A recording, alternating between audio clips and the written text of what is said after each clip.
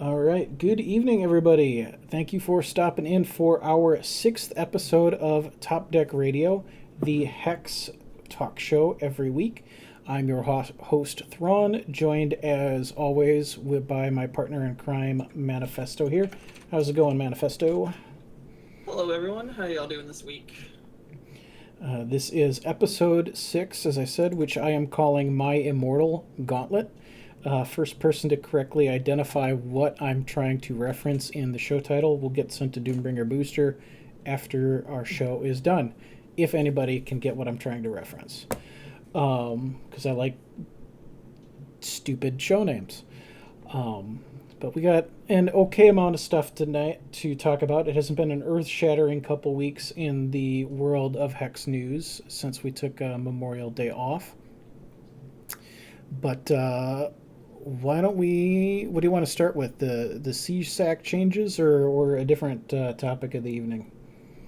We can start with that since that's really the only news from last week that was of any relevance when we did not have the show. I'm bringing that up so I can not say anything.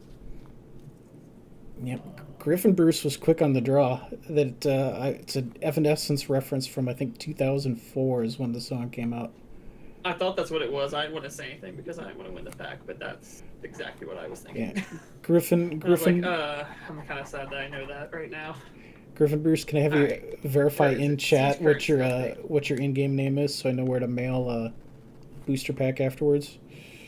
I think I know, but I want you to verify. So you want me to run this down? Yeah, break us through the siege sack changes. All right, so we're now 2 weeks deep into the currency update. I feel personally like it was a much bigger deal when it happened than it is. It's kind of, in my opinion, just smoothed out, and the same thing that happened with Siege last time is happening again as people get the stuff that they really were chasing. They just stop playing Siege. Just like not gonna say I foretold, but just had the feeling that even the loot chase wasn't going to be enough to hold the numbers for sieging. But there were a couple people that were, I'm not gonna use the word taking advantage of, but were organizing conditions to which obtain the most efficient amount of seed sacks for the most efficient amount of gold. Let's just say that. Boosting. To use the Xbox Gamer Score Hunter term. And then other people were just straight that didn't want to join that bandwagon, just had some negative thoughts. So Hex took the criticism and saw what was going on, and they made these changes. So as of 2 weeks ago, this is not something new that just happened today. So if you're listening to this, I'm not about to drop any new knowledge, but siege sacks will no longer be calculated based on the number of wins. Instead, sacks will be calculated based on the amount of currency in your defense. For every 1,000 gold, you earn 1 siege sack, and for every 5 platinum, you earn 1 siege sack. The passage siege sack gain has doubled, which means it's now 2 siege sacks per hour that your siege is up. I still think that's too low, personally. It still very much incentivizes people getting together that just have a lot of gold and just putting up ridiculous high gold keeps that are easy. Have your friends snipe it, flip the sacks, so you can still essentially buy the sacks. It's a lot more riskier. It's a little harder to do. Yeah, huge downside. Have like a community doing it. Huge downside. You put up 500,000 gold, and then somebody else jumps in there and takes it. Yeah, you can one-time snipe them instead of sitting there trying to snipe all the different 60 shard keeps that were up before. I feel like I haven't made any more or less siege sacks doing it the legit, like just legitly playing as I was before, as I am now. I don't feel like I've made less siege sacks. I don't feel like I've made more siege sacks. I've still been opening about 10 per week, playing fairly casually as I only have time to do sieging when I'm not streaming and not doing stuff like this. So I think that's fine. I still would have preferred a much higher siege sack per hour just for them being active, just for them to go up and be attacked and then, reset. Because basically what we found now is your siege basically stays stagnant unattacked until you hit like a sweet spot where, so if you set your defense at the base, which is 1,000 gold, so it costs 400 gold to attack, right? I think is the lowest amount. You don't really get attacked until you've obtained around 60 to 100 sacks. So that takes at 2 an hour, 30 hours. So yeah, so a little bit over a day. So between a day and 2 days, you might start seeing your first attack or two. And then once you break 100, it's usually within the next 12 hours or so that your siege gets taken down. Unless you've either, one, put it up for way more gold than the baseline, so people have to have a bigger siege sack count to risk putting their gold into, or if you're just a really well-known, good defender person in the community and people are just terrified of seeing your name there. Coach Flipperon. Coach Flipperon, exactly. I had a cough there. But yes, so that's been the siege change. I think people who are playing it legitly that are actively grinding it a lot have probably seen a little bit more siege sacks per hour spent doing it than the old way, but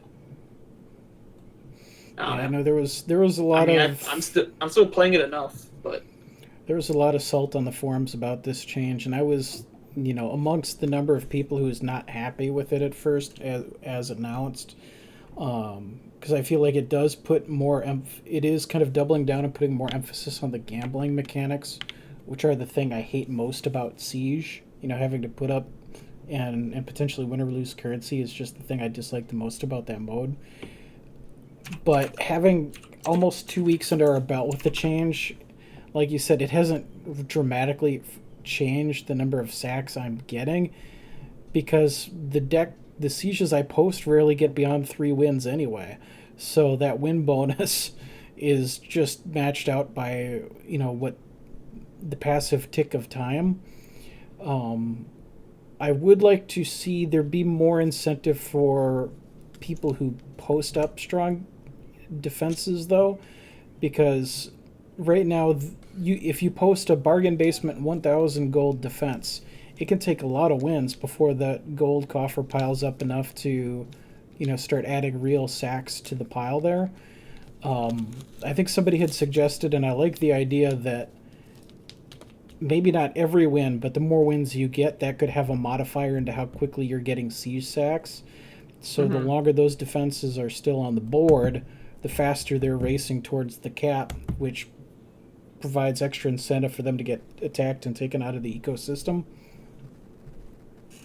Yeah, I actually never thought about that idea. That's a really good idea. So what you're saying is, like, your siege makes, 2 sacks per hour, but if you successfully have, 5 defenses, it could go to, 3 sacks per hour, and then if you get 10 defenses, it could be 5 sacks per hour, like that. Yeah, I think they need to look at different ways to make them more worth attacking up front versus post-defense, wait 12 hours. Or, yeah, you're right, it's usually closer to 24, because rarely do I get attacked before I have 40 sacks in my horde. So it'd be nice to, see something that stimulates faster turnaround and for more people want to attack something right away versus, I'll get back to that one later. Yeah, it's interesting. I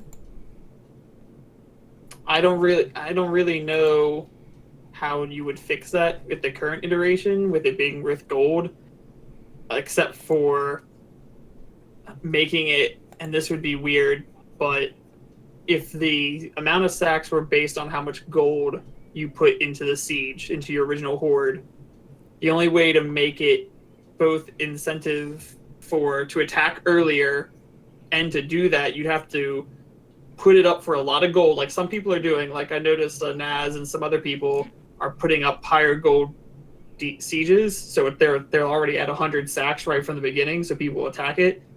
But then the gold costs too much for a lot of people.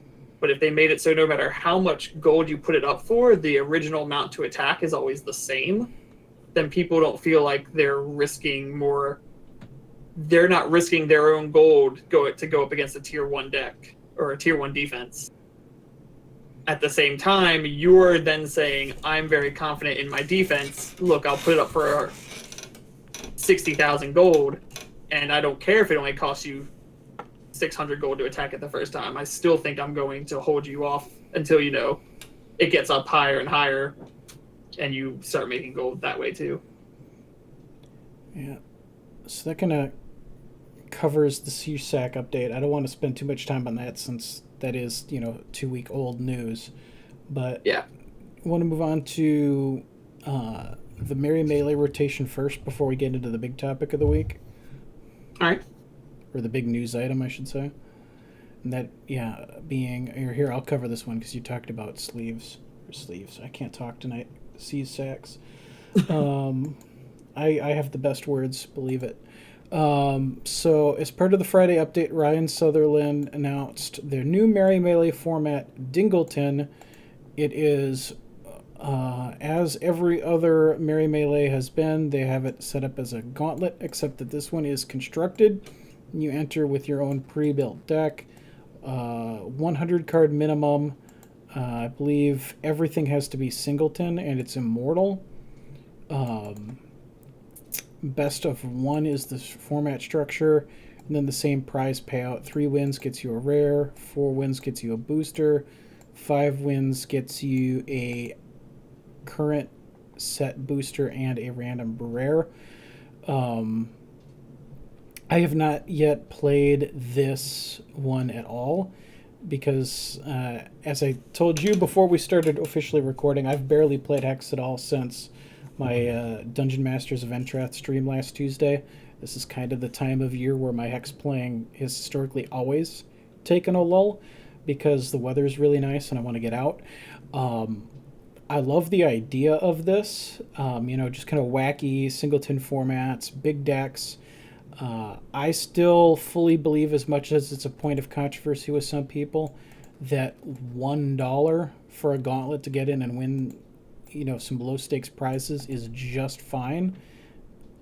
But this one in particular, more than any of the other Merry Melees, has felt like one that I would really love to see as a challengeable option for private matches by default. Where you go in to challenge somebody, it'd be like Immortal or Standard or like Dingleton as an option. So it's automatically checking for that. And not kind of on an honor system that you both correctly, brought in a deck that matched the criteria. Does that make sense? Yeah. I might be unpopular opinion here. I don't like this format. A few reasons for personal reasons and a few reasons from a design perspective. Personally, I just don't like playing Immortal, which really means this week was a lot of empty news to me. But that's just personal opinion. There's nothing wrong with Immortal. I just don't like expanding my brain enough to try to brew a deck from, hundreds and hundreds and hundreds of cards. And there's nothing wrong with Singleton either. My biggest issue with this is that since it's supposed to be like a casual fun mode that new players and veteran players should are all in the same queue, there's no matchmaking or anything. This one is definitely leans towards the veteran players a lot. People with the bigger, and you can tell from just watching in Discords and people chatting, like the people who are like, oh man, I'm going 5-0 again and again and again, are the names that I've seen playing Hex since Alpha, because our collections are just so much bigger than the new players. It's not that it's completely unfair, because they have a way to obtain these cards, but we already have them, and we've been playing with them for years, and we just have a better knowledge of things like this. So I just think that this, as far as a casual format, is a little bit imbalanced to the veteran players. I also, when I heard Dingleton, I was hoping for a little more than just play singleton against each other. I was hoping, and I was talking to Marty about this, something like 100 card deck, singleton format, but both decks have 20 copies of Dingle in it and 20 copies of Revert or something like that. So it's just so it's nuts. So it's you never know if your opponent's going to Dingle something, and you never know if your opponent's got the Revert to revert it. Maybe you dingled something with a deploy effect that could come back later to hurt you even more. Things like that. You can just build more around and have more fun. Like, the reason it was called Dingleton, I was like, there's got to be a gimmick here. And then there was no gimmick, and that kind of let me down. Now, Dingleton is a rename. They walked it back. The original name was Eager Dingler Hoedown, which can be abbreviated to EDH. And then I think they walked that back because maybe they felt it was too close to things from certain other card games that we won't discuss. So I understand. It's just like all of them have had like a little gimmicky like something to them. This is more of just like a straight up deck building rule style cue, right? Without any actual gimmicks. Yeah, I think because this would already require building an entire new deck to play, and given the fact that I've already missed the weekend of activity with it, I'm probably sitting this one out and not participating in it at all until at least the next time it rotates in, just because I haven't even started to put together a deck list for it, and I don't know how active that queue is at the moment. Yeah, I wouldn't. I mean, the other ones have been pretty active all the way up until they ended, so I don't think you'd have a problem finding the games. People are definitely playing them. It's just most of that was personal opinion. It's just not a melee mode for me. I do like that they're dipping into ones that you can bring your own deck to, though. So it'll be interesting to see how they evolve that over time. But I'm all for the deck building aspect. I would just like a more stringent rule set to force people to play a little more fun, as opposed to make a Stompatron singleton deck and destroy the people who can't. Blood Diamond, good stuff. Get all your classic Diamond and Blood board wipes in there, and the vast army of removal. I mean, that's where I'd start from if I was trying to build something now. But our other big news item, Immortal Constructed. Wait, what are we going to? Constructed Gauntlets are coming back, y'all. Okay. So this was brought in on the Friday update. Big news. Lots of people are very excited about this. Unfortunately, I'm just not one of them. But for no reason besides the fact that I just don't play Immortal. Yeah, so for the longest time, people have been saying, we need on-demand constructed queues. Bring back Constructed Gauntlet. Make Immortal relevant. There's been a lot of people saying there's no support for Immortal. Why do we want to play this? And so Hex appears to be trying to kill two birds with one stone. You now have on-demand constructed for prizes, and there's a reason to play Immortal. So this matches the old Constructed Gauntlet format, except, of course, that it's Immortal as opposed to Standard. 500 plats, so roughly, we'll call that $5 to get in for sake of expediency. It's a Gauntlet format, best of 3 matches. Your Gauntlet run goes until you win 5 matches or you lose 3. And then you get a prize payout at the end of the road based on how many wins you get. So 0 wins, you get an AA Inquisition as a pity prize. At 1 win, and basically every win down the line, you get a booster. So 1 win is 1 booster, 2 wins is 2. Except that if you get 5 wins, you get a bonus pack. So you get 6 current set booster packs. You get 1 Hex Primal Immortal ticket per win, and that's going to be the only way to get into the Immortal Championship now, is to get those wins in the Gauntlet. And then at 4 and 5 wins is where you can get the AA War Machinist.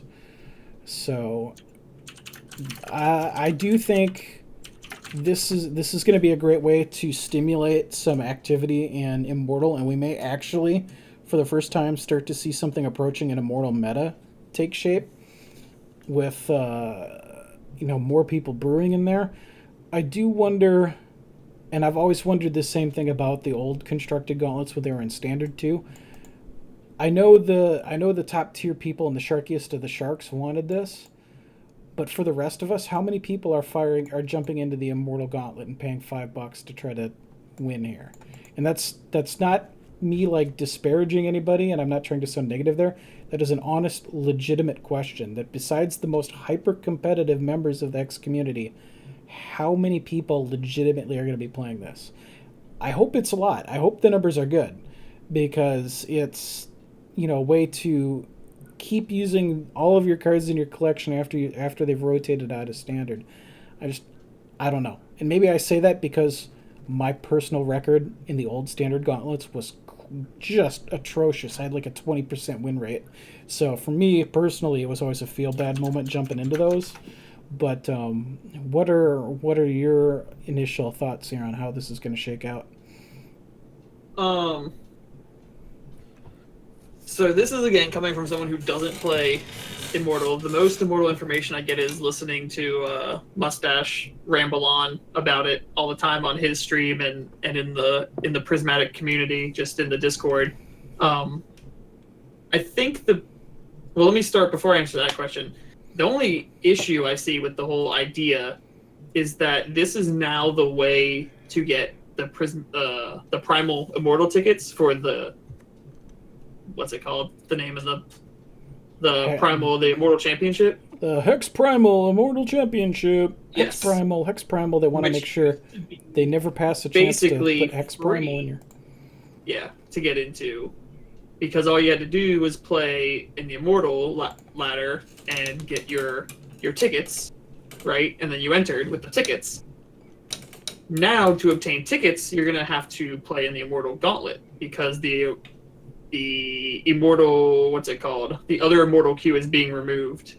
I don't remember. It's just called the Hex Primal Immortal queue, yeah. Yep. So the Hex Primal Immortal queue is being removed tonight. The patch is tonight. And in case anyone missed it, I think they posted that a couple hours ago. That will take away the Immortal queue and put in this, what's it called? The Hex Primal Immortal Gauntlet. So the weekly is going to be gone, the queue is going to be gone, and now it'll just be the Hex Primal Immortal Gauntlet and the Hex Primal Immortal Championship. Yep. And I don't know if people are going to want to pay $5 to obtain all of those tickets. I mean, I guess really if they keep the ticket amount the same, what did you need, 10 or 20? Is it 10? You needed 10. So 250 gauntlets will get 10. you there. What? Yeah, it was 10. 250 gauntlets will get you there. Yeah, 250 gauntlets will get you there, but assuming you're not going to God mode twice in a row, you're looking at probably paying $15 to $20 to get enough tickets now to play into that tournament if you want to still. And I just, for one, that might be less good than more good. Well, I agree with what Replay is saying, though, that the tickets are the least important thing about what's going on in this gauntlet. It's a way for, as Incendium's saying, give people a chance to keep playing their cards after they've rotated out. People want on-demand, constructed at a reasonable price for a reasonable reward is basically what Replay was getting at. Because I believe at 3 wins, your $5 gets you 3 boosters, so you're pretty much breaking even at 3 and 3, and then you're turning a profit at wins 4 and 5, which is not terrible.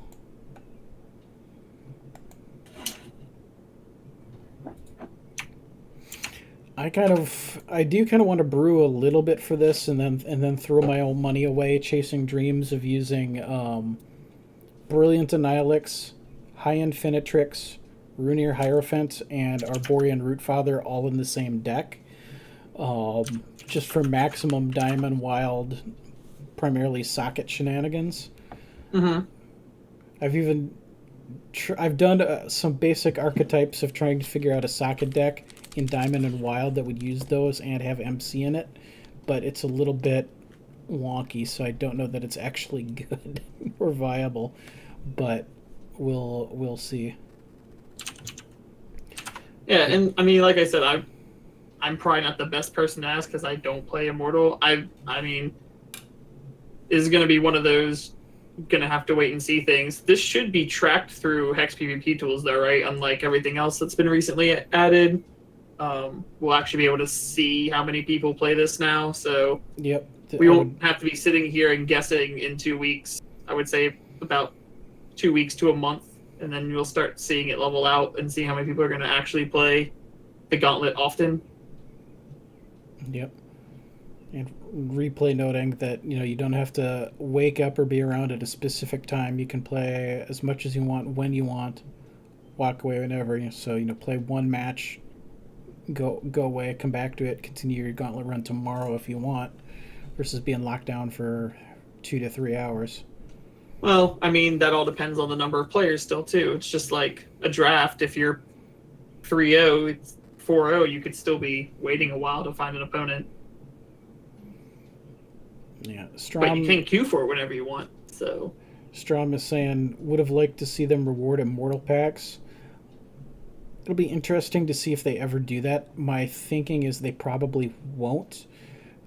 Just because it goes back to the "your cards have value" argument from the the game's first pitch, and that they wanted cards to go out of print, and I have to use air quotes because they're digital, so they were never printed in the first place.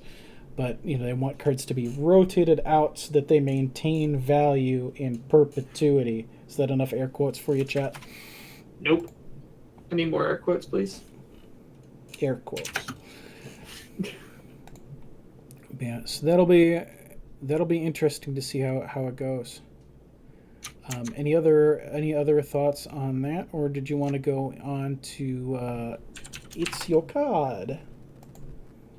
What's next on the docket?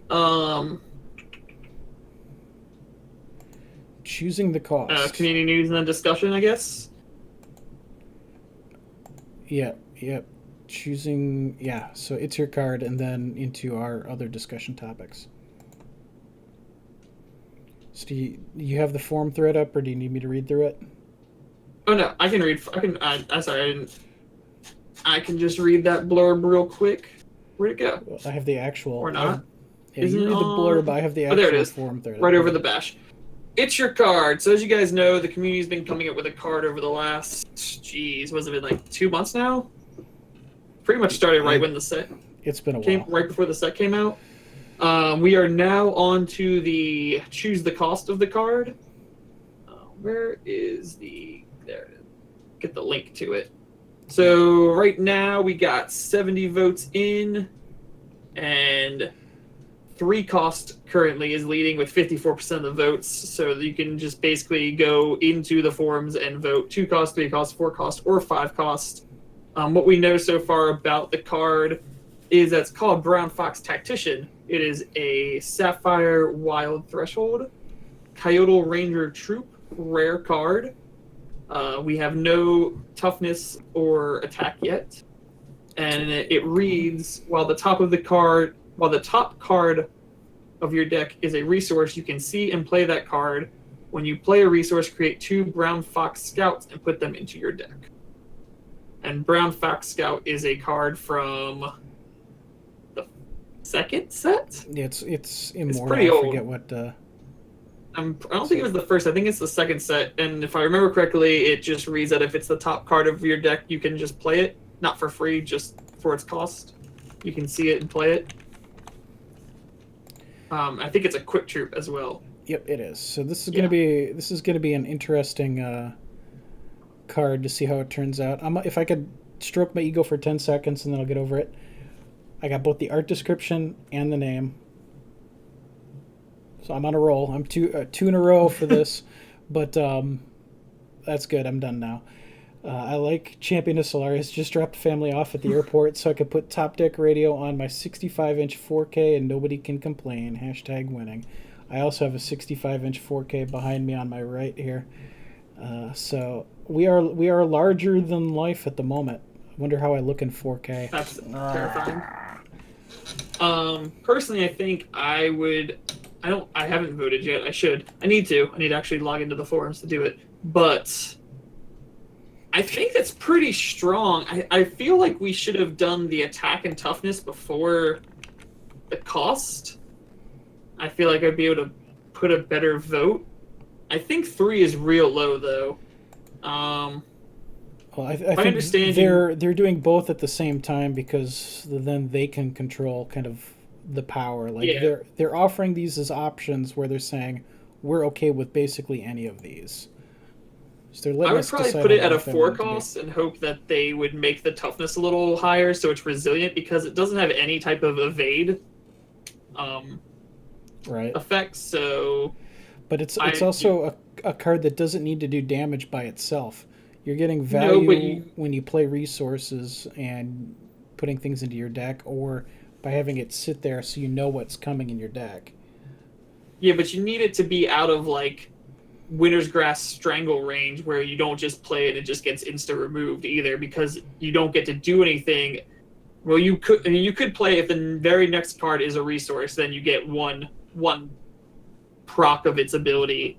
But other than that, you're probably waiting till the next turn to do anything with it. So I would want it to have a toughness of at least 4 and a toughness and attack of at least 4. It still dies to strangle, but it survives. Uh, you know,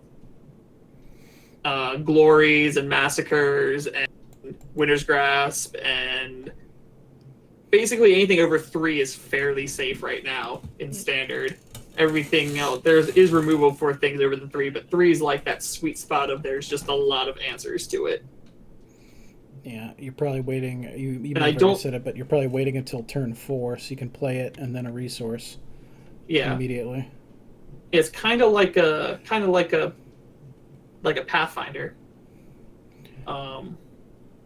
Well, yeah, I do know that some cards will be rotating out, but just because Glory won't be there won't mean there's not going to be a Glory-esque card still. Like most board wipes, or most of the board wipes that we have now are currently not like Extinction, where it just kills everything, minus, a handful of cards. Most of them are targeted at specific defense numbers or attack numbers, like Glory and Scars of War and Massacre, things like that. So Yeah. that's why I'm just saying personally why I would want it as a 4-cost card, so that it could get that extra bump in defense. I would like. Because other than that, it's going to be a lot like Scribe, where if there ends up being a deck built around it, it's going to be C card, remove card. Like, could you imagine if Winter's Grasp and a handful of other things didn't kill Scribe? Like, how much stronger that deck would be? Yeah, I would kind of like a different stat line on these, like something like a 1/4, where it's got bigger defense, but it still has weak attack, because it doesn't strike me as a card that you want to be swinging in with. You want it sitting in back, surveying the board, letting you line up your draws and keep creating more value. So it almost is completely irrelevant what its attack is, because you're not swinging with it, but you do want it to have some survivability, which you're not getting at a 3-cost 2/3. You're not getting it at 2-cost 1/1, and then by the time you're paying 4 to get a 3/4, and I'm not sure you want it anymore. I mean, 2 costs. Yeah, 1/1's bad. I was gonna say if you did play a 2 cost, you're going the route of like, I'm gonna play this on 2 and just hope he has no removal, and then just get as many procs of it as you possibly can, and get all your resources into play, and hope you just get 2 or 3 resources in it before they find an answer to it. Which isn't a terrible way to play it either. And this poll runs until June 13th, when we'll have the nearly final version of our new brown fox. So the 13th is a week from Wednesday. So you still have about 10 days to get your vote in here. And yeah, it's looking like it's going to be a 2 or a 3 cost. 75% of the vote so far is for one of those two. Which also means, I guess, that you just have the cost and the art's already being worked on, right? Yeah, we voted on the artist. What might come, and we're getting the cost and the attack here. So by the time this is done, everything on this card basically is going to be known. I think the final voting might be if they got multiple sketches from the artist. They might have us look at all of those sketches and then pick one that gets fleshed out for the final. Yeah. I think that might, if there's another Yeah, if there's so- another phase, it's my guess that that's what the phase would be. Because we've got a few weeks in here. It would have been like a month since the artist description was done, so that's probably enough time for an artist to turn around a few rough sketches, I would assume. Yeah. But yeah, so these are things you want to get involved in if you want to show, if you want Hex as a company to, be inclined to do things with us as customers. These are the kind of things you got to get on the forums and vote for, and show that we appreciate it, so we can design more cards and do more things with them in positive ways instead of negative ways. So, if you were not aware of that being a thing, now you are. And you also see one of the first cards of... Is it supposed to come out in the next set? Is it supposed to be live in 10? Maybe? Question mark? I don't know. I don't know that they've committed to that. I don't know either. But it would be a fairly... what's it called? A good timeline setup if this is the last vote. Because spoiler season should be starting in the next couple weeks. It could be the start of set 10. Yeah, it could be in there. Maybe, maybe not. I'm not going to be broken up either way, but I would... Ooh, next phase could be equipment. Halcrescent's right. They could put this out for another month if we voted for stuff for 2 more equipments. But they'll... I don't know about that, because then you have to design the equipment, too. Unless they're just saying, here's a few options, pick one. Yeah. But yeah, somehow we managed to spend... almost 36 minutes on those few paltry news items. So why don't we move into actual discussion topics of the week? We did it. We're making content. Woo! So the first discussion topic I put forward, it evolves around the only real thing I saw really being discussed in the community over the last couple of days. Being away, I was not as in touch with the community as I'd like to be, but there was a pretty lengthy discussion in one of the Discords about splitting, as in splitting prizes in the Clash and the Bash. And I just wanted to pick Thrawn's brain and chat's brain about how they feel. And this isn't like, obviously, let me preference this with, I am fully aware that Hex is okay with us doing this. I know that it is not against TOS. It's not against anything. They said, as long as the other person says yes, it is perfectly legal thing to do. I understand that. I'm not asking whether this is right or wrong from a game perspective. I want to know if you guys think it's right or wrong from a sense of, one, how it makes the spirit of competition feel if everyone who's going 3-0 just decides to split every time. How that would eventually lead to kind of like a passive, like you would never have like a real victor. It'd always be like this passive end to a tournament. And also how it affects the data that people like Fred provide us. Because we see certain people going 4-0, but did they really go 4-0, or did the last person just concede to them? Like, are decks that on paper look like they're beating each other really capable of beating each other, or are we just skewing our own information by doing this? So that's the question I'd like to pose to you. So, to your point of it feels like there's not a winner anymore, well, that's already the case with the whole changeover to a 4-round tournament anyway, is that there's going to be multiple people winning. So I don't know that that's a valid argument at all. Your point about, the data, though, it does make things a little bit more difficult to determine, because you have to go look at the 4-0 decks and go, okay, are these decks legit 4-0s, or did they get kind of a free pass? And on Hex PvP tools, that can be a little bit hard to determine. We're sitting in a unique position because we can go into the replay tool and see how long a match went. So we're going to know if it was a concession or not that way. But somebody just looking at raw deck lists may not. But I think I'm with metronomy on this, that the difference between 3-0 and Insinium, that 3-1 versus 4-0 really doesn't matter that much. You're probably going to see a lot of the same decks in both positions. Many of those decks probably went 3-0. Plus, if you go into Hex PvP tools and you look at a specific deck list, you can see which rounds they won. You know, you'll know that, okay, this one went 3-0, where this person lost their first round and then won 3 in a row. You know, so you can try to drill down that way.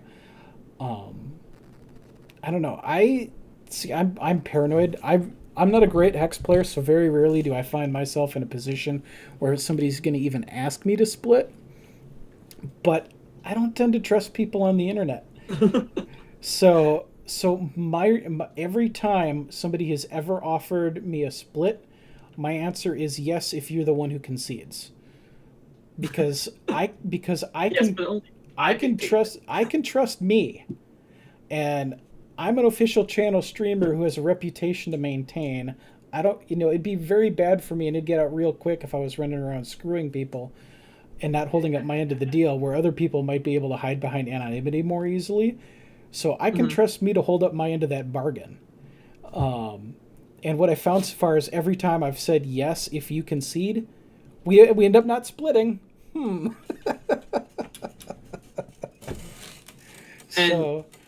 to your point of what I was saying about there being a winner, it's not that I'm not talking about this as like an individual bash concept. I'm talking about as a bash and clash moving forward. Like, how does it affect competition, like the competitive mindset of the bash and clash? Because they're supposed to be competitive formats, but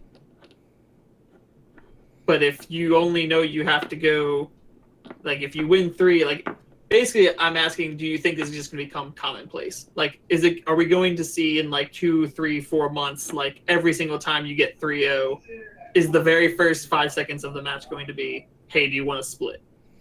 I think that's going to be fairly common. And from my time in playing other games in physical settings, it was the same thing. Anytime I did particularly well, there was sometimes the question of, do you want to split? And at least in store, that's handled better because you've got like an officiant and the two of you can go face to face, go we're splitting, so you don't have to worry about getting screwed so much. But it's up to the players, and it's a matter of trust. I mean, like I said, I'm only going to split if the other person concedes. So you ever see me and you're asking that question, have your finger on the escape key if you want to go through with it, because otherwise it's not happening. Hell Crescent says, I think splitting is not some... Oh, I read that wrong. I thought Hell Crescent was saying should be moderated. I missed the word not, which is rather important to that point. Splitting is not something that should be moderated. The only issue I see is if someone goes to split and they had a miscommunication or something, gets scammed, and then raise a stink about it. And that's probably what we're going to see every once in a while. But that's just kind of human nature. Every once in a while, somebody's going to try to pull something. Yeah. And the other part was and this involves more people like me, you, Hell Crescent, Hacky, content creator-wise. Obviously, we don't have people covering every bash and clash anymore because it's a little less... I mean, it's obviously a little less competitive already. It's less dramatic. Because, yes, but it still is unfortunate if someone, and hopefully, because we all want Hex to grow, and I'd like there to be people who want to cover it and do things. And like someone said earlier, people like Vestris, who does blogs on the bashes and the clashes and stuff like that, that if every last match is a 3-0 split, like, where's the entertainment? Like, how can you as a content creator do anything with that? Like, Vestris now has to go through and just hope he's picking the right 4-0 decks to write about, and someone like Hacky would bring it up on the replay to cast it, like, right after it ends, and, like, pumping people up, like, these are the 2 best players, here they go, and there's no game. There's a 30-second conversation and then nothing. But Yeah, Hacky. Good luck with that. We've already tried that for 2 months now. Hacky plays of the week has been an idea since literally the show's inception, and nobody sends us their clips or their matches. We've probably gotten like 6 in the last 2 months. Yeah. I guess that's a time to remind people. Let me get it up here again. And also, like, at least I know, because I know Mustache, and hopefully, I mean, Mustache doesn't mind me. I'm not calling him out, but he knows I love him to death. Like, him and I think actually it was Metronomy split this weekend. But it was interesting because I heard that and I was like, wasn't Mustache streaming? Why would you want to do that to your viewers? But then I found out that they actually, at least they played out the game. Like, they played out the whole match and just split at the end. So at least the people watching had a show and they know who would have won. And basically the split was because of what the individual player wanted as a reward, not so much as just, hey, let's just split and stop playing Hex and go about our day. So I liked that. I liked that they still played out the match and that the viewers got to see a match, and it wasn't like they were doing it because they just didn't want to play the match anymore. You know what I'm saying? Like, It wasn't a laziness thing or like a time-saving device. But I want to just mention since the subject of user of content and things and what's good viewing came up. We have a lovely thread in the discussion forums called Topdeck Radio Viewer Mail and Plays of the Week Submission Threads, where you, dear viewer, can ask us questions that you'd like to have featured as part of the show. You can also include links to your YouTube videos, Twitch clips, highlights. If you catch me in an extremely timely manner, probably best via Twitter, about a match you just had, I may be able to capture it on replay. Huge emphasis on may, because there's a lot of luck in the timing on that. And we can show off your awesome moments on stream. This thread is shockingly, sadly, a ghost town. I have even offered booster packs. I will send a Doombringer booster to anyone who asks a question that we use on stream. And I see one name here. Malakar has been our one dedicated, wonderful person who keeps throwing questions at us. So we have some use out of that feature. But hard to feature the community on the show when the community doesn't give us things they want us to feature. Sad tears. But anyway, back to your point. Was there anything else you wanted to cover on the subject of splitting? Did I completely derail your train of thought? No, I mean, I was just wondering other people's opinions. I mean, I have my own personal opinion. I don't think my opinion isn't that splitting should be not allowed, and I know it's not going to ever become not allowed. I'm not arguing for Hex to take a stand on it and tell people to stop. I was just wondering if people have thought about how basically if splitting became commonplace, how that would affect the game and the community in general. Is basically just the discussion I want to have, which I think we had pretty well. Yeah, I don't think it's going to turn into a Mad Max hellscape on us. If it did, then Hex might actually take a more active approach. But yeah, I feel like I would rather live in a world where we have a winner and a loser than a world where every single 3-0, like every single last match is split. Right, but and that's just opinion. That's not the saying don't do it. But I mean, don't ask me to do it because now you guys all know my answer. the losers of the world, the scrubs, the mediocre players, and I'm very aggressively pointing at myself as I say this for the podcast audience to make it clear I'm talking about myself here. The difference between a split and just going 3-1 is huge. You could have $50 in platinum or what is it, 12 boosters? One of these things is not like the other in terms of split versus non-split. Plus, I think if you split, it's like both people get 5,000 plat and 6 boosters if you're doing a true equitable split. So, for most people, that's $50 is a pretty significant chunk of change for most people. So I understand the motivations on that. I would, like I said, I would happily take a split as long as the other person concedes, because there's only a handful of names in the Hex community I trust to actually hold that up. Otherwise, I'm going to bank on my reputation that I don't want to, like, drag my name out of the mud. So you can count on me to hold up my end of the bargain. So he claims. I've been doing Dungeon Masters of Entrath for almost a year and a half now, and I have had 0 complaints from people claiming I did not send them prizes. 0. So, A+. People tell me I don't send them stuff all the time. This actually entire time I've been trying to send Immortal Echoes the code he won from the Shardsworn Showdown, and like I cannot get my whispers to go through. I don't know what's up. Yassi says I can't be trusted. Yassi can't be trusted. He'll tell you that his siege is really easy to beat, and then and then rake you. Goodbye, 100,000 gold. And so, other discussion topic I had up was one that we Manifesto and I have what we call a rainy day topics list on our show notes that we can add to or subtract from anytime we want. And one that has been sitting in the list pretty much since the beginning of the show, that I think we finally have a week that we have time for, is talking about monetization in Hex. What sorts of things do you think it's okay to charge money for?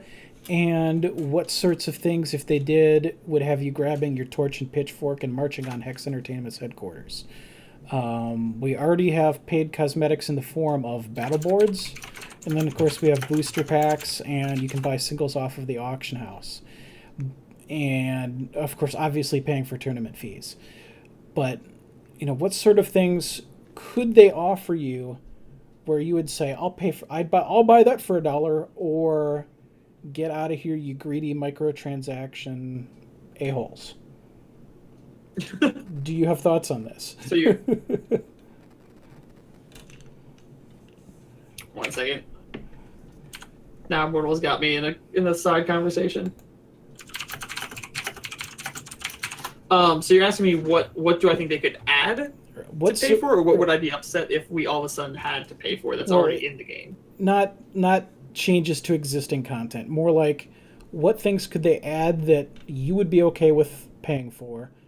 What things could they do where if you saw that it'd be like, this is not okay? Both ends of it. Well, what is and is not acceptable.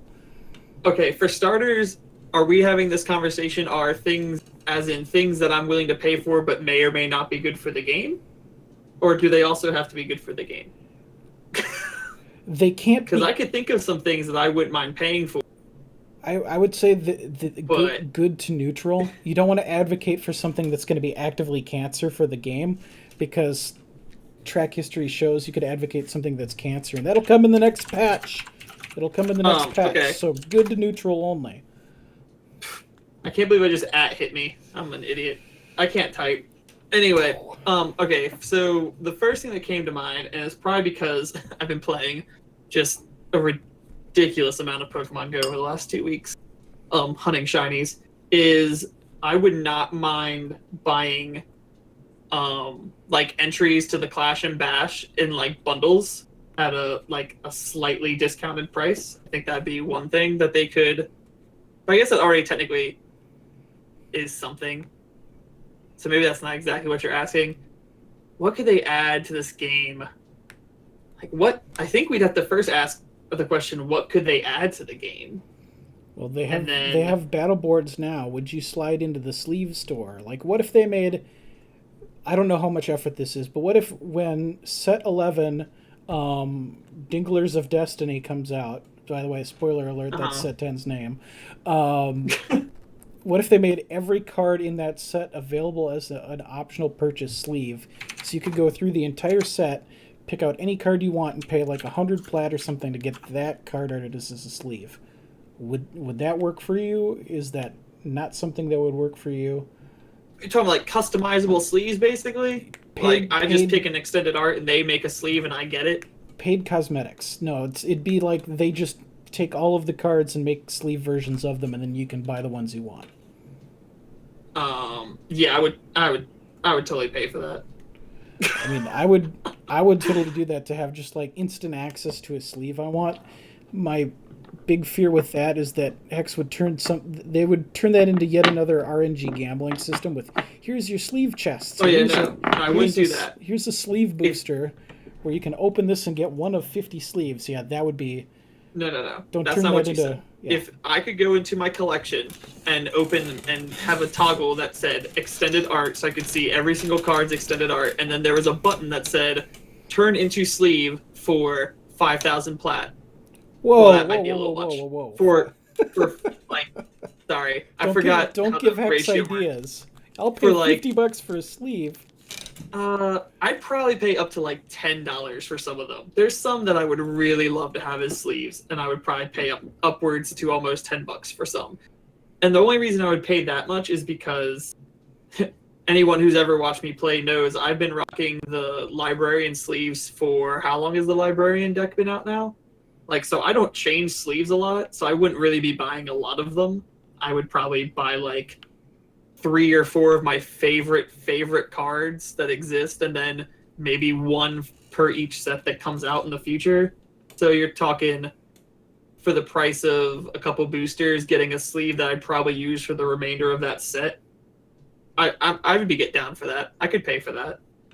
No, I'm different. I change sleeves like I change shirts. You know, like daily, like constantly. It's what am I in the mood for, and I will change sleeves based on my mood or based on the theme of a deck. If you give me the ability to straight up buy a sleeve, and I have to emphasize straight up buy, because Hex loves to make rewards random. Again, straight up buy a sleeve of my choice from any of the art. They could easily get, you know, if it's a buck. If it's 100 platinum a piece, they could get $10-15 off a set from me just in buying sleeves. Every you know what I would love to buy every 4 months. I would totally pay for a way to stop getting the same equipment over and over again for my chest. Yeah, just give me a number. Pretty nice. Much anything. Smart drops in future chests or something. Except then once you have everything, what do you get? Stardust. I've already had this conversation with my chat. We've already flushed out the details. Every common chest, once you've opened it, if you have all the common equipment, you get common Stardust. Green chests, you get all the green equipment, you open one up, and you would have gotten equipment, you get uncommon Stardust. Rare, legendary, so on, so forth. Yeah, and super easy to turn the smart loot system that they did for siege packs into the chests. But that's not the discussion we're having. Right. I'm trying to think of what else I would pay for. That you could add to a digital card game. I'm trying to think of something that doesn't already exist, not something like just pay for sleeves or pay for... We've already had the VIP system discussion on the show. Yes. Obviously, I would pay if they change the VIP system into something better. They need to overhaul that ASAP. Especially since they've changed like every other tournament type. This is like the last one standing. It's like, all right, you fixed all the other ones. Let's fix VIP. Okay, this isn't in yet. I would pay if they added a pack of, and this is for PvE, for the campaign, if they added like new races and they offer them as packs, like the Knoll, I don't know, just name off 3 races, and you bought the pack and you could then play that race as a warrior, ranger, cleric, sorcerer, etc., etc. I don't even remember what they all are. You're basically saying like pay to unlock new character types in the races, campaign? Yes. With new passives or champ powers. Right. That's something I've definitely wanted to see. I don't think now that the lore has evolved from Ardent versus Underworld, I feel like we should be able to play more races than Ardent versus and the Underworld races in the campaign. Right. And it'd be a way to send people who played the campaign a bunch of times a fresh experience and still play campaign, since they may be coming out a little slower than some of us would like. Yeah, I think, you know, we'd see more PvE content, I think, if they really had decided to be willing to monetize PvE more aggressively.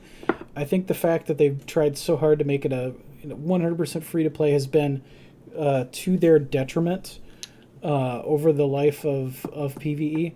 I think they could even go the paid expansion route. The forums would absolutely go insane over this. I say this knowing this, but I think they could charge for adventure zones.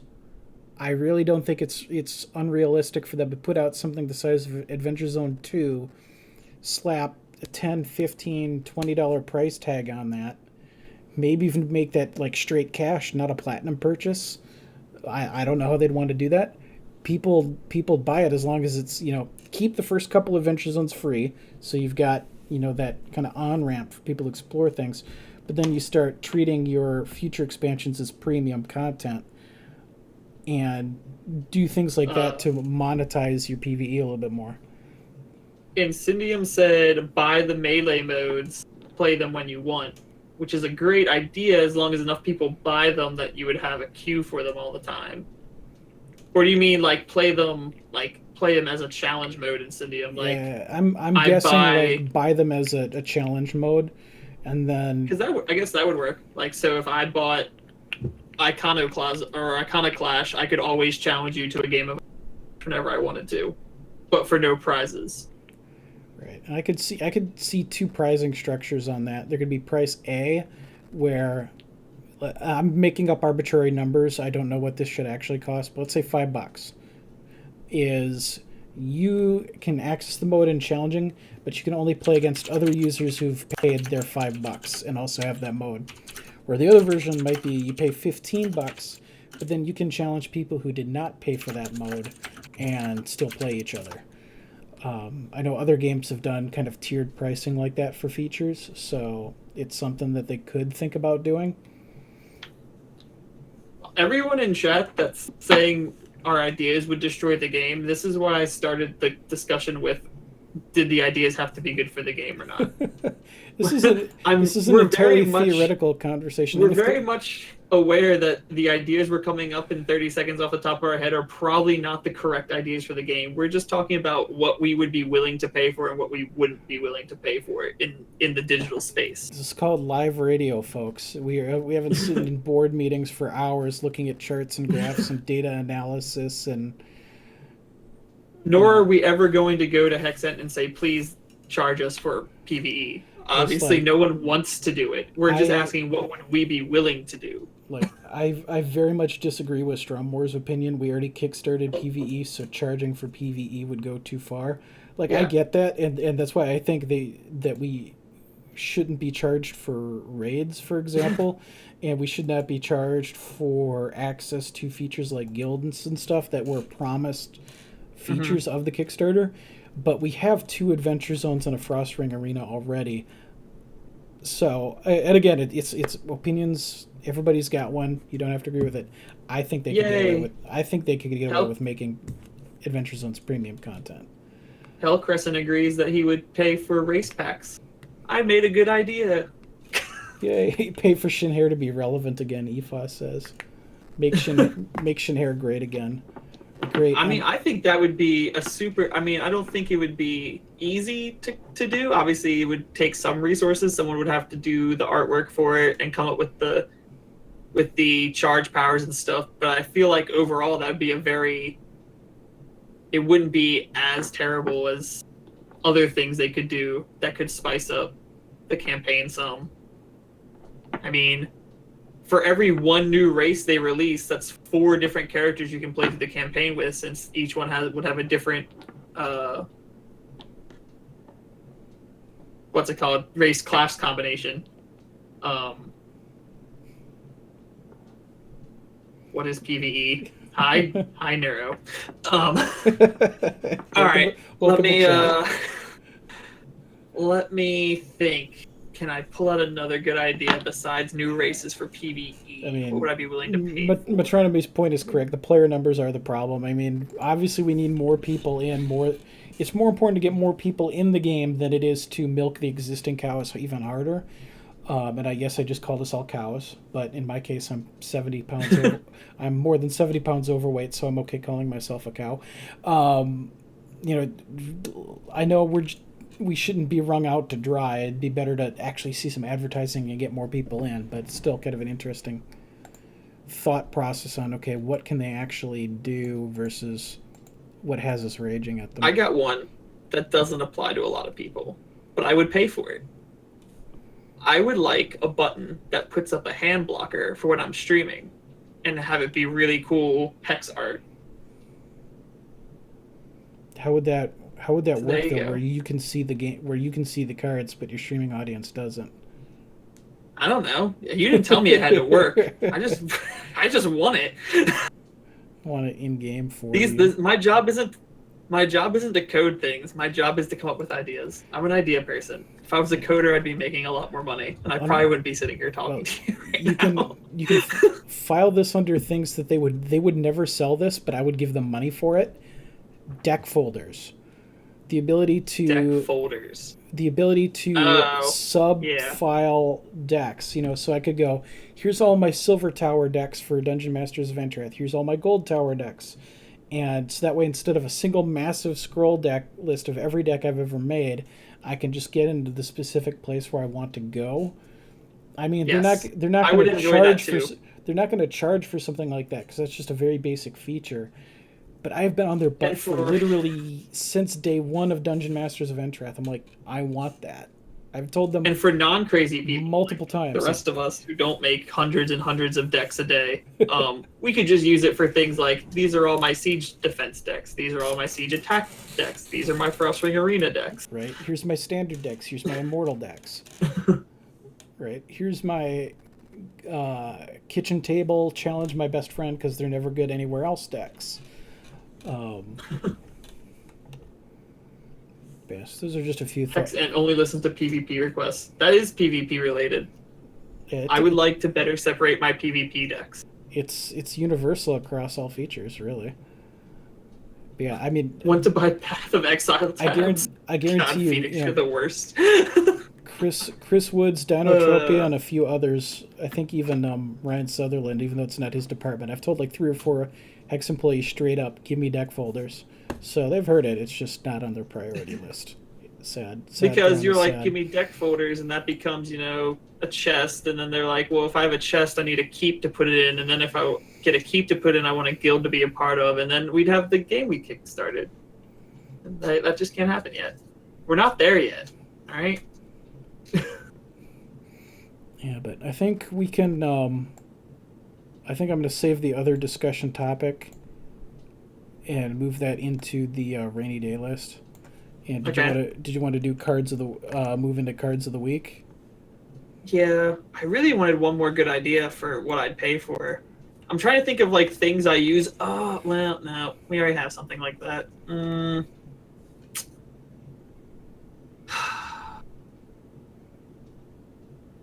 Would you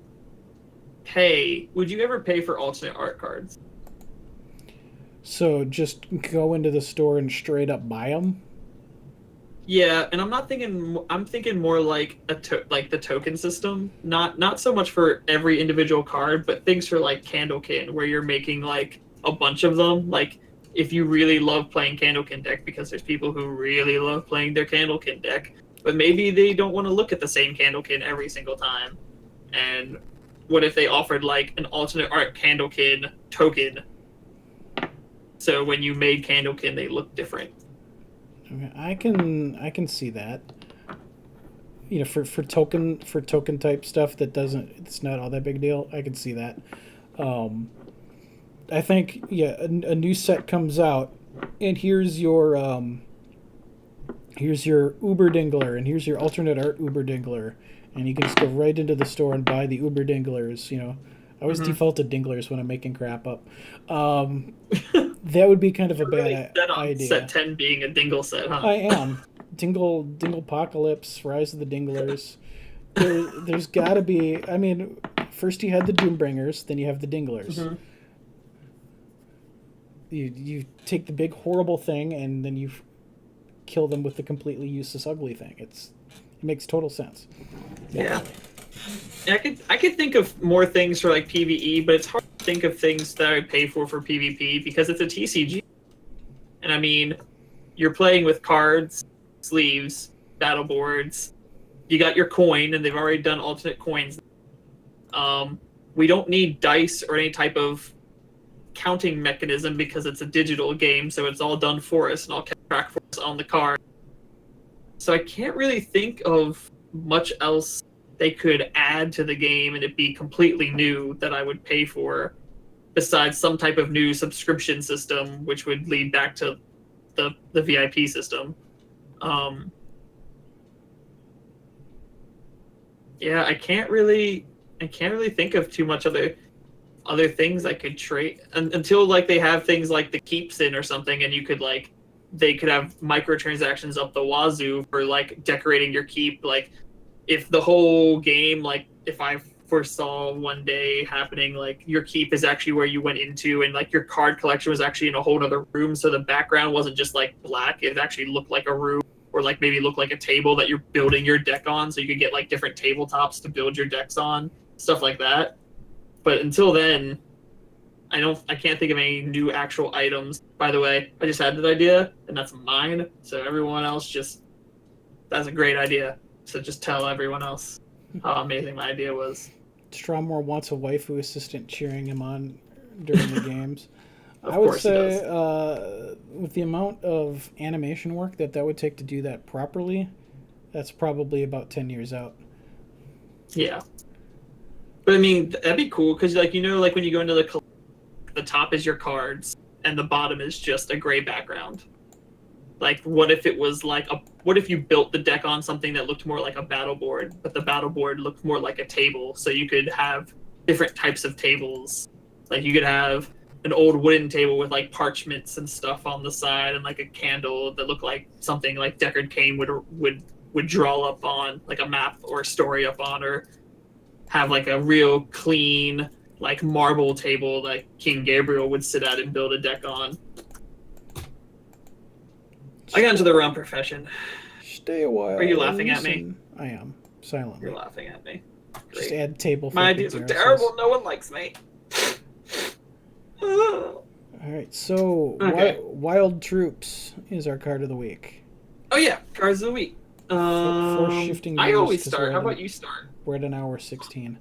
Okay, I need to get into my hex mode. I'm gonna get that freaky guy's face off the screen. I was talking about myself. So this week we're talking about Wild Troops. And there are so many troops that I like in this category that I had a really hard time narrowing it down to just 3. Because Wild is one of my favorite shards, and I just love big things and going stompy on my opponent's face. So the first one I had to pick out, which is one I want to figure out a way to use in an Immortal deck, is Arborean Rootfather. A 7-cost, double wild threshold, rare card from Shattered Destiny. It is an 8/8 with a socketable major and minor slots, with the optional ability, pay 2 to put this from your hand into your deck. It gets cost -2 if you ever find it again, and you draw a card. So you can use it to try to cycle through your deck to find other things if you can't yet afford it, and it becomes cheaper to find. It's got a huge body at 8/8, 1,000 different things you can do with it in gemming. It is just amazing. Double damage in Ruby, speed in Ruby, or double damage, and this can't be blocked except by troops that share a shard with it or artifacts. That can be a beater if your opponent's not playing wild or artifacts. This is just an insanely good card. I was lucky enough to crack open a bunch of these in set 2, and I made a pretty penny back in the day flipping my extras to help finance some extra tournaments. So this is one that I have a hard time thinking would not continue to stay relevant in the Immortal scene, and I definitely want to try to make a deck off of that guy. All right. my first card is actually a brand new card and a PvE card, and that would be Songstring Warden. Songstring Warden comes in at a 4 cost, double wild threshold, troop elf ranger, steadfast. When this attacks, remember the top card of your deck. If that card is a resource or troop, play the top card of your deck for free. Songstring Warden is probably not the first, but definitely the newest addition to a wild troop that can pretty much go in infinite combo. It really shines with its equipment. The bow gives it lethal and speed, which lets you basically combo into the turn that you actually play it. But the combo actually comes from its trinket slot. It's a legendary trinket, Deepwood Locket. Your Songstring Wardens have, when a beast enters play under your control, gain an additional combat phase followed by an additional main phase. The combo basically works that you pair Songstring Warden up with what is its name? Annie. Birds and Alex. Yeah, an Ilex, and put when this attacks, create a Rhino gem in it. And then you're basically just, you attack, you create a Rhino, it enters play, you get another combat phase, you attack, you create a Rhino, you get another main phase, the Rhino comes into play, you get another, you see where this is going. Yeah. So infinite looping. Obviously it's PvE, so it's not broken. This is Frostring Arena shenanigans, or if the AI ever gets advanced enough to play it as a defense deck, you could use it as a siege defense. But it's pretty sweet. Yeah, you get the steadfast on Annie too, so it can attack each time. Yeah, right? Because it doesn't ready like what's it called? X-Koi readies the troops after the combat phase. But yeah, super strong, super fun. I'm almost done with mine. I got my playset. I just need the pendant so I can start actually playing the deck that we made. The wording is interesting that Replay said, because it says remember the top card, which makes me think that it's like I haven't actually played it yet because I'm waiting on the last piece of equipment. But when I don't know if it makes you choose, like if it comes up and says was the card a resource or not. But it is interesting wording that maybe it was supposed to do something else than what it actually ends up doing. But that plus the art is just super heavy night elf WoW looking hunter art, and it's super clean, and the hair detail is amazing. I really love this card. Yeah, I love this card. The card's great. The art's great. Sadly, I have 0 copies in my collection, so I'm a long way from being able to start bashing my AI opponents. Sorry, I can't help you out there either. But smartly, the downfall. Can't help your friends. My second wild pick. This is in the non-competitive but extremely fun category. I picked Brosi's Bouncer as a card I wanted to highlight. 4 cost, double wild threshold, rare from Dead of Winter. So this one's much more recent than the Arborean Rootfather. It is a 4/5 with Crush, and when this deals combat damage to an opposing champion, transform each other troop you control into a random troop with cost +2. So when he hits, all of your troops are hopefully getting upgraded, and Brosi's Bouncer stays just as he is so that he can continue to beast through and keep beating down your opponent to keep making everything grow. So he's never really seen any constructed play just due to the inherent nature of randomness, that can break your carefully crafted synergies. But if I'm just going to brew a random shenanigans, Dungeon Masters of Entrath style deck to do crazy things against somebody with, Brosi's Bouncer is one of those cards I want to slide into my deck for some funsies.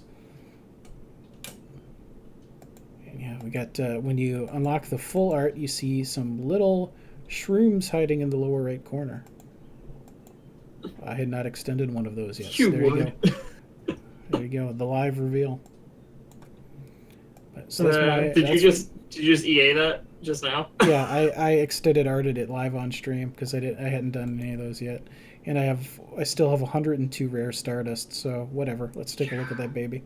It's one of my favorite wild I troops. need He's more worth Stardust. He's worth it.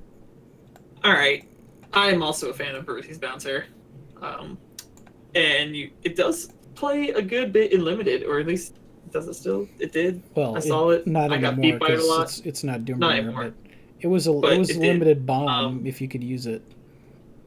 Speaking of limited, that's where my next card shines. I don't play a lot of limited. I'm not goods at the limited, but the only time I have one was on the back of my next card, which is Rowdy Ringmaster. Rowdy Ringmaster is a 6-cost double wild threshold, 5/5 human mage that deploy another target troop you control gets +1/+1 and crush, and that troop battles up to one target opposing troop. I've top decked this card to win so many times.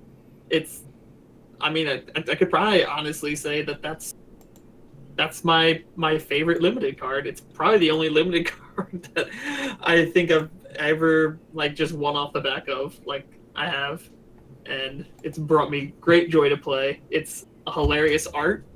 It's a giant squirrel titan with boxing gloves. Do you need more? I don't think you need any more.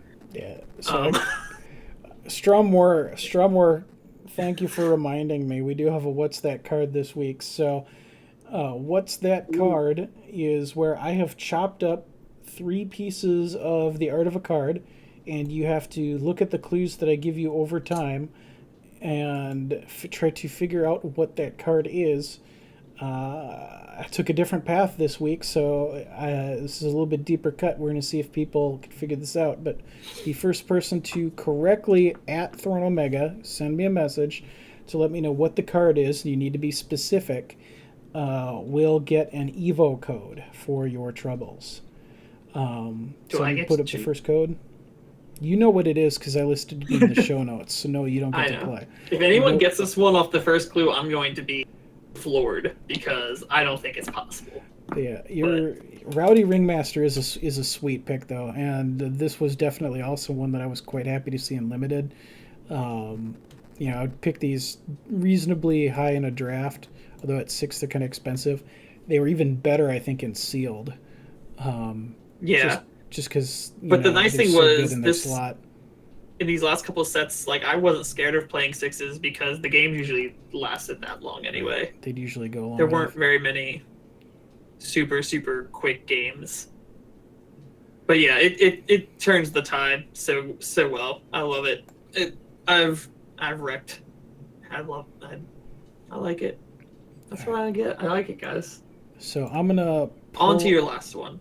I'll pull up my last one and then I'll pull up the second clue.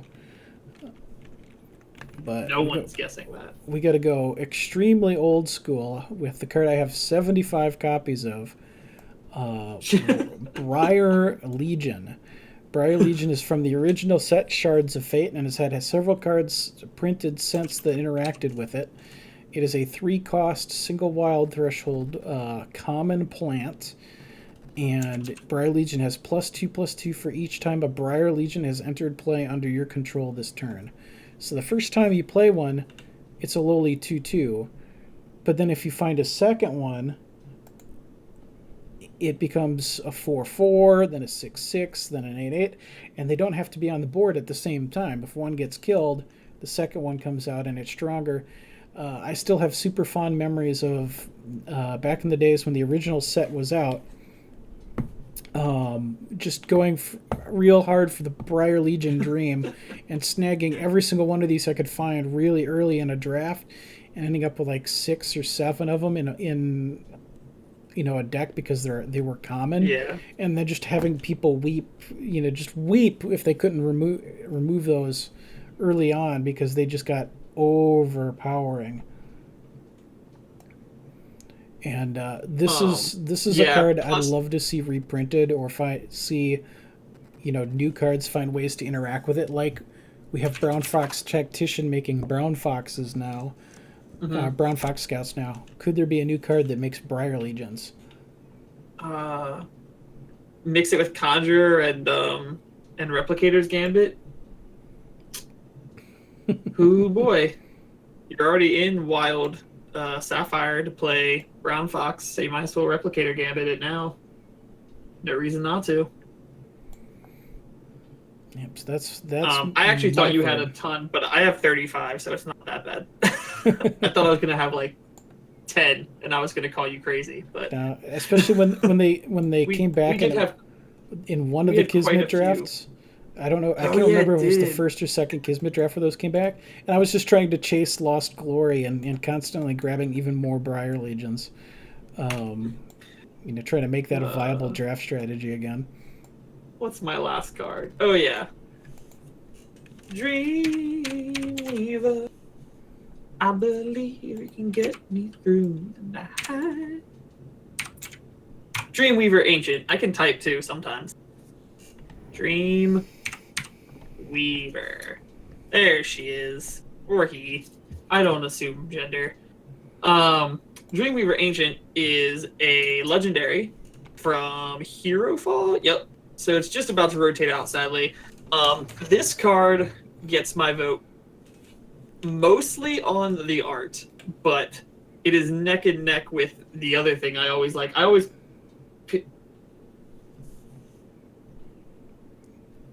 think Ravnok's got you, by the way. Yeah, it's a toss-up. Ravnok has it correct. Kaiju Duelist wrote it correctly. That's why I said be specific. Ooh, but Ravnok added you and was specific. So there you go. Because I did say add me the correct card. So there you go. Justice is restored. Ravnok is back to being the winner. Anyway, Dreamweaver Ancient has probably the sweet for starters, you have to know I'm a sucker for coyotals. But I think has the sweetest art of almost any card that there is. It's still being played. You can wax cannon it. There is still kind of a home for it. The other thing that sets it apart is it's another one of those cards that does things in the digital space that paperback card games can't do. And I always try to showcase at least one of these cards whenever we do this segment. Dreamweaver Ancient is a 5-cost double wild threshold legendary coyotal troop. He has speed and crush, and when this deals damage to an opposing champion, summon a random wild troop with cost equal to the damage dealt. So it's a 4/3. If you can get it in speed, crush, no blockers, you're at least summoning a 4-cost wild troop for free. Wax cannon it out with double damage, you're looking at anywhere from 8 all the way up to whatever you also manage to pump it up with via chant powers or other spells. So it's a solid card. It's definitely has a lot of value to it. If you can't be removed, if it can't be blocked and killed or removed, it can easily run over any board. Yeah, this card is amazing, especially in Wild. Okay, so at 5 it's a little bit expensive, but Wild is the shard of ramping. So you can get to 5 quicker than most other shards can. Wild is also a shard of combat tricks, so you can easily find ways to pretty cheaply buff its attack beyond 4 for a turn.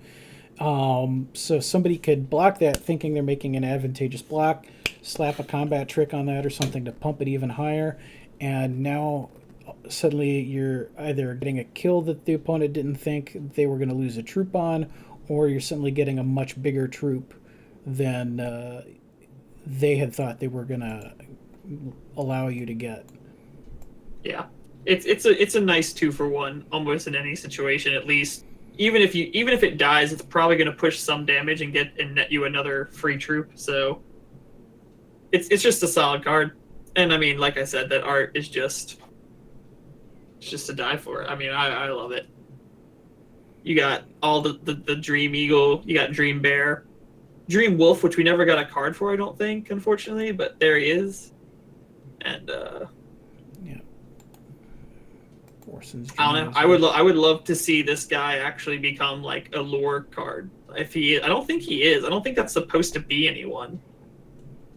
But I would like someone to be that. I'd like a coyote, like a named coyote that's is an ancient spirit coyote in the lore now, that just summons random spirit animals at your face.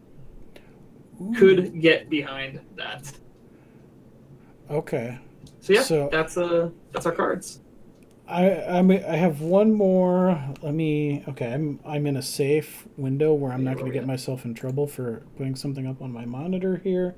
I don't want to pull a function and show all my codes on stream.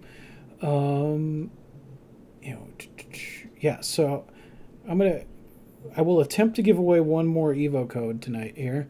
While we are discussing wild troops, if anybody can guess what wild troop I have the most copies of in my collection, you will win an Evo code. And I will tell you for free, it is actually not Briar Legion, which I had. Am I allowed to guess? Which I had 75 copies of, and that is not even in the top 1, 2, 3, 4, 5. Actually, it's in a three-way tie for 6th. At 75. I think I know what it is. Do you know what it is? What is it? Is it? Crap! Now I blanked his name. Howling Brave. It's not Howling Brave, and 2 people beat you to the draw on that one. It was though, right? Yes. Howling Brave. Who did it? I got. Let's see how many Howling Braves I have 51 copies of Howling Brave. Oh, so it's not Howling Brave. It is not Howling Brave. Oh. I love the way Strawmore thinks. Rekosaurus, in my heart, is number 1, but that's not it either. Is it Sensei? Nope. Green Sensei? And I will also say that this card I have 89 copies of it in my collection. Champion, get out of my brain. I swear I said that the same exact time he typed it.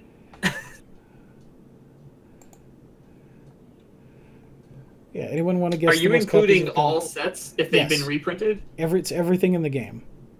It is everything in the game. It's the wild troop I have the most copies of.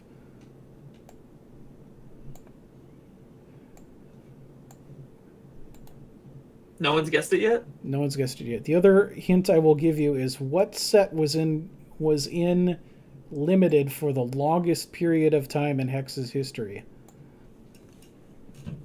And it's probably from that set. And I'm not going to, just for sake of not cluttering up the podcast version of our show with a lot of unnecessaries, I'll just acknowledge if you're correct. And if you're wrong, I'm not going to say anything. But I'll stop guessing so someone else can win. But I got lots of guesses. We did have one question in our thread from Malakar in Viewer Radio, so why don't we pop that up here while people are trying to guess what wild troop I have 89 copies of. Malakar asked us, looking at Pappy Jasper's prize pool, which looks really fun, and congrats again to Blackwood for making something really awesome. Got me thinking about the card pool for Siege. I agree the attack pool should be larger. I don't think it should be the entire pool the way it is for Defender. Rather, how about creating a rotation for attackers? So introduce a Siege rotation that is the current available sets plus 1 or 2 previous random sets plus card pool from a specific act.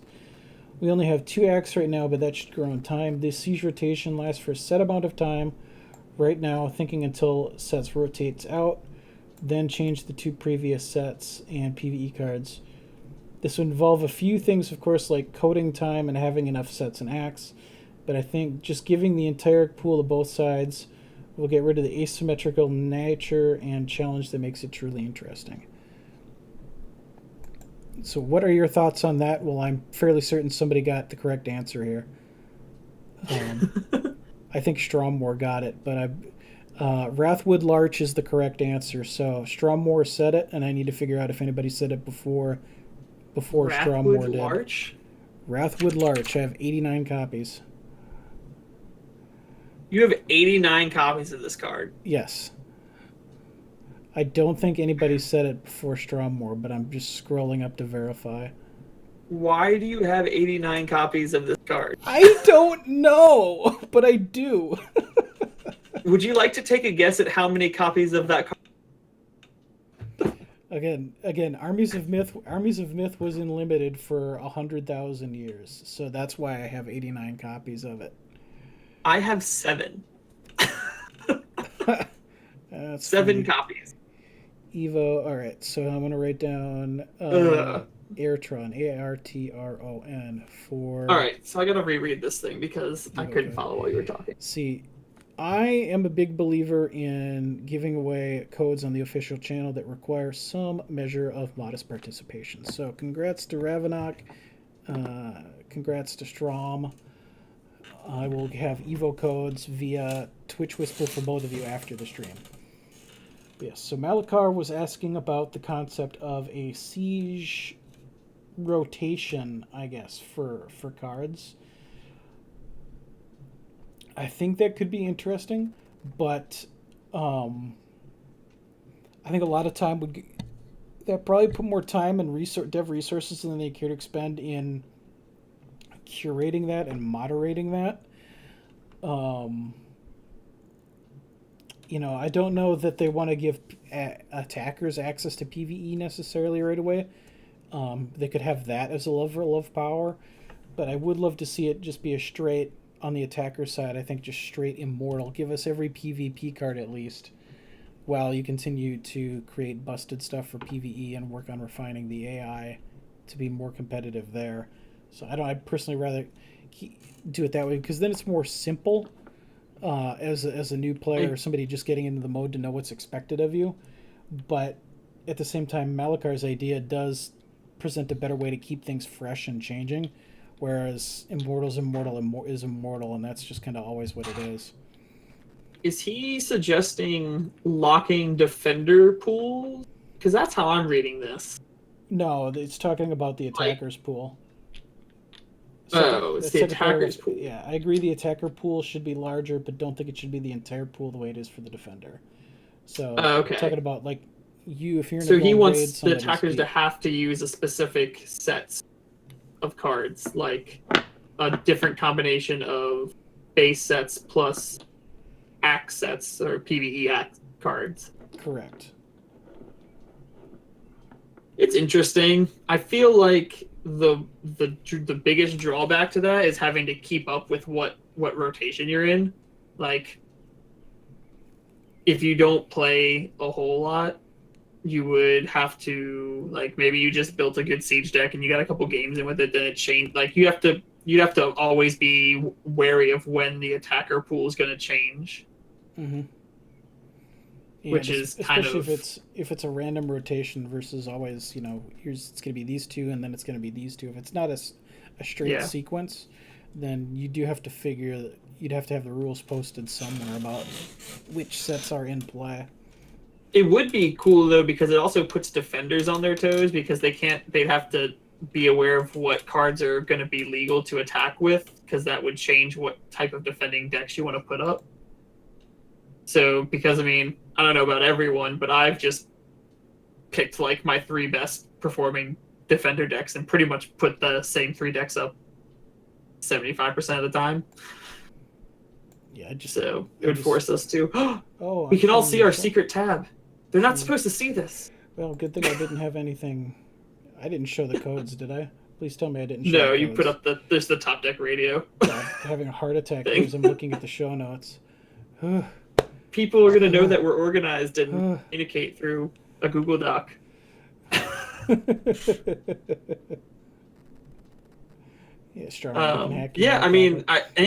Anything that shakes up the defenders' decks and the attackers, obviously. Obviously the main goal is to get the AI good enough that attackers can play full PvE, full sets, and it be an equal playing ground. But let's be honest, we're nowhere near that. Like, me and just Coach Flipper, within a couple weeks putting together a deck that that most AI decks don't correctly know how to play against. I mean, could you imagine giving him all the PvE cards to play with? I mean, just imagine the monstrosity of attack decks that man would come up with.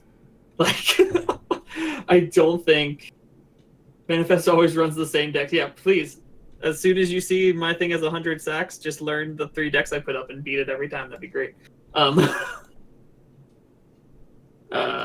So yeah, I mean, I would enjoy anything that I would recommend Hex not putting any decent idea that could make Siege more better aside, because as I said 3 months ago, I stand by it now still, that it's not good enough in its current iteration to keep people playing it. Like, I come home and I say I want to play on the ladder, or I want to play the bash today. When I come home and think about Siege, I go, I want the prizes now, but I still don't go, I want to sit down and Siege for years. Right. I don't ever have that feeling. Siege is the means Some people to the might, end rather than an enjoyable activity in itself. Exactly. I do like brewing the defender decks. I just don't ever sit down and go, I would like to attack Keeps now for 3 hours, please. And pass. Hopefully one day, but it's not today. All right. So then I think hopefully that was a sufficient answer for our question today. It gets us into wind down time. We've been recording for an hour 40, so I'm comfortable that we've done due diligence. We hit our times like professionals. Hot takes and bold predictions for the week. Any hot takes or bold predictions you want to drop on us, or are you going to take a pass this week?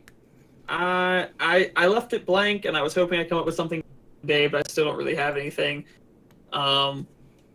Any meaningful predictions? I still think. I mean, all my past hot takes and predictions, most of them are still being watched out for. I don't have anything really new. I have lots of hopes. Maybe we should make it hot takes or hopes and dreams. Like hopes and dreams that we want to see for the Hex community. Hope springs eternal. But other than that, yeah, which brings us to yours. Here you go. Yeah, it's all yours. Mine is not terribly hard hitting, but my prediction is we're still 3 weeks out from spoiler season. I think the last week in June, the week that runs the 25th through the 29th, I think that is when we see our first spoilers. I was originally going to say that we're 2 weeks out, and my initial version of that statement was that it'd be before I go and see Jurassic World, spoiler season will have begun. But then I just stared at that sentence, and the longer I stared at it, the more I felt I was being overly ambitious, because I think set 10 Dingler Apocalypse is going to be mid to late July, so I think it's going to be last week in June. Stromwar asks, thinking about posting in question thread, are we allowed to do hard-hitting questions? Not personal, nor is it that event. I will say, you can ask anything you want. Asking doesn't mean we're going to answer it. So I say that as a way that I didn't see that that's where you're typing. Because I don't want people to feel constrained about what they can ask. Feel free to ask anything. I may not answer the question. I may modify the nature of the question to make it something I think we can answer or discuss on stream. And then I'll go behind his back and just answer it. Right. Because I'm a rebel without a cause. So I will just say that with that caveat, because I don't want people to feel constrained in what they can ask us. Just realize that, you know, if your question reads like salt bag or drama trolling, and I'm not saying that's what Stromwar is doing, but if I read any question from anybody like that, we're probably not going to be talking about it on the show. But you know, use your judgment. I'll do it. Now's Your Snab asks, how's the workout going? I lost 7 pounds in the month of May, I am pleased to say. So even though that rhymed. Good job. I am still grossly overweight and still incredibly out of shape, but 7 pounds in I really only tried for 3 weeks. I didn't start until like May 7th, so 7 pounds in 3 weeks is pretty good. But way to go, man. Yeah, so anything you want to... no bold predictions for me, no hot takes. Any shameless plugs for yourself this week? Or yourself or others? Shameless plugs. Yeah, I will take this opportunity. I don't directly use this time to talk about the Sharsworn Showdown, but we are a little late getting the rules up. I actually have to make the rules right after the show before I run back to the dogs. So since no one knows what they are yet, I'll reveal them on stream. This one's actually one of my ideas, and it's quite fun. This week's Sharsworn Showdown between me and Marty will be the Battle of the Moppets. Both decks must play 4 copies of Jensen. No other troops are allowed to attack or block unless they're a Moppet. And those are the only rules, basically. Oh, and blood is banned. Blood is banned, and I think that's it. So we're going to have some you can't very follow kitchen Jensen table and decks. just ruin the Yes, the obviously, yes. Hero flying the Jensen is out of the question. GG. Immediately. We might even add the killing Jensen at all is gonna be forbidden, because it's gonna be hard enough making sure we both get one out on the board. So if we just both sit on a removal to kill it, is probably not gonna make for a good show. Sure. But so yes, these will be very interesting decks. It will not be like a watered down meta deck or anything. So, and I gotta get my crown back. We are tied once again, 5-5. So big TSS this weekend. I'm very excited. I get excited for all of them, but this one, I guess a little bit because it's my rule idea, but extra excited for it. And no one plays with Jensen, so Moppet Wars is gonna be crazy. It's gonna be crazy. Pandemonium in the streets. There you go. Special. But yeah, other than that, special stuff. that's it. I think most people know where to find me now. Unfortunately, I will not be streaming again until the Sharsworn Showdown this week, because I am still house sitting / dog sitting. So there will be no stream for me Tuesday or Thursday. I'm sorry. There are plenty of other great streamers out there to watch, though. With that said, this guy over here is one of them. Yeah, I will be here at the same time tomorrow night, 5 to 8, I think it is in Pacific. It's 7 to 10 Central Time for me. Doing Dungeon Masters of Entrath, of course, where I have 5 different formats of decks that you can build a deck for to challenge me on. And like Siege, they're best of 1 matches. You win, you move on, you lose, you're done. Unlike Siege, it costs you nothing to enter, and you get wins. You get prizes based on however many wins you get. People did last stream cleaned out the last of my pre-built prize doors, where if you get 2 or 3 wins, you get to pick, like a game show. You get to pick what's behind door number 10, and that's your prize. So I have to rebuild all of those tomorrow. For the first time, I'm going to be stuffing some codes in there. So there could be draft or Evo codes hidden behind some of those doors, and the average prize value behind what's going to be behind some of those is gonna go up a bit. And just kind of carrying on in my theme of participation to win stuff. So those who put in a little bit of time to make some decks and throw down with me are gonna continue to be rewarded for it. So that's gonna be fun. I don't know yet if I'm going to be doing any exercise streams this week. When the weather's been nice, I've been doing walks and jogs outdoors. The exercise treadmill constructed streams are probably going to be a lot more of a thing in the winter when it's like 10 degrees below out. So beyond Dungeon Masters of Entrath, we'll have to wait and see if I'm doing anything else this week. Yeah. So all right. I think that's it. One other shameless plug that I have continued to forget to do. If you are not able to catch this show live, fear not. You have multiple other ways to catch Topdeck Radio. You can either watch it off the HexTCG Twitch page in their VODs. I also upload the video portion of every show to my personal YouTube, which is also Thrawn Omega, where you can see it there. If you do not want to watch it in video, it is available in podcast form, either via iTunes or Podbean. Podbean allows you to stream it online through a browser, and they also have their own app for, I believe, both iOS and Android. So there's a couple different ways that you can get a strict audio version of us and catch us anywhere on you go.